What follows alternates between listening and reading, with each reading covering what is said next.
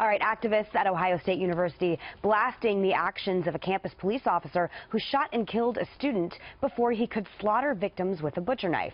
The terror attack happened last month. 11 students were injured when Abdul Razak Ali Artan rammed his car into a crowd of people, then started stabbing them. The officer shot and killed the 18-year-old before he was able to do any more damage. But activists gathered on campus to protest the killing, adding Artan's name to a recent list of people of color who have been killed by police.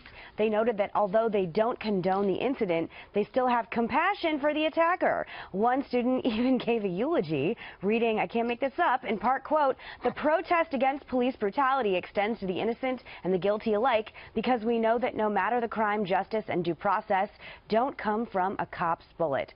So, Lou, I'm in a tornado of crazy.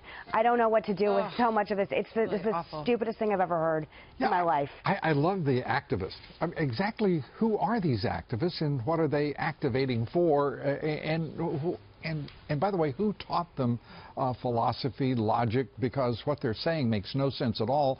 Ohio State should move quickly to disassociate itself from them just simply because it would be a mark against that great institution of higher learning. Also, that the police officer that shot and killed the terrorist, by the way, is a hero. Why are they not seeing that?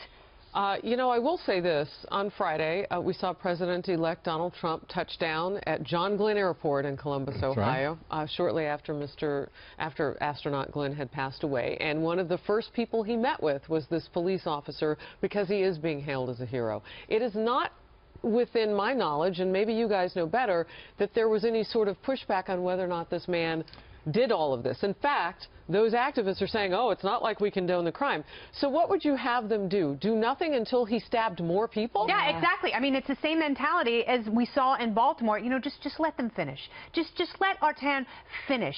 So what is the cop supposed to do? He's using two forms of deadly force, a vehicle and a butcher knife. And the only reason he didn't kill dozens of people is because he wasn't good at it. And because there was a police officer there.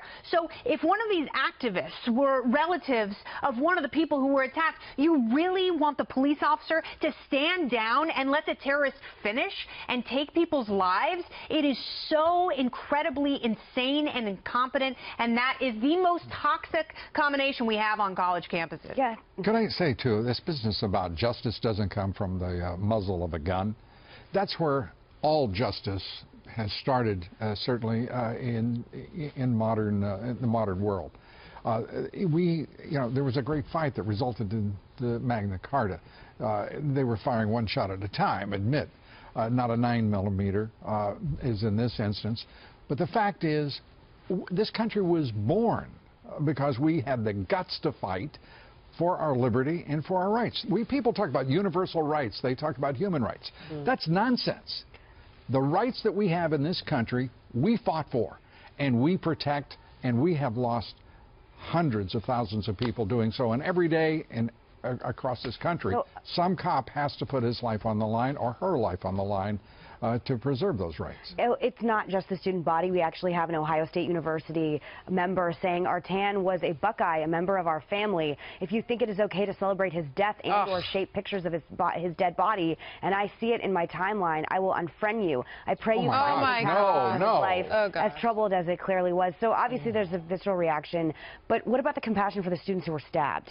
Honestly, I knew this was coming. The day this happened, in the news conference, we waited for it. I don't know if we took it in this hour or a later hour.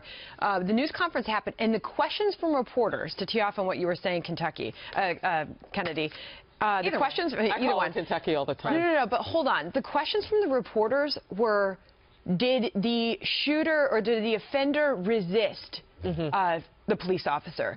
What attempt did the police officer make before shooting?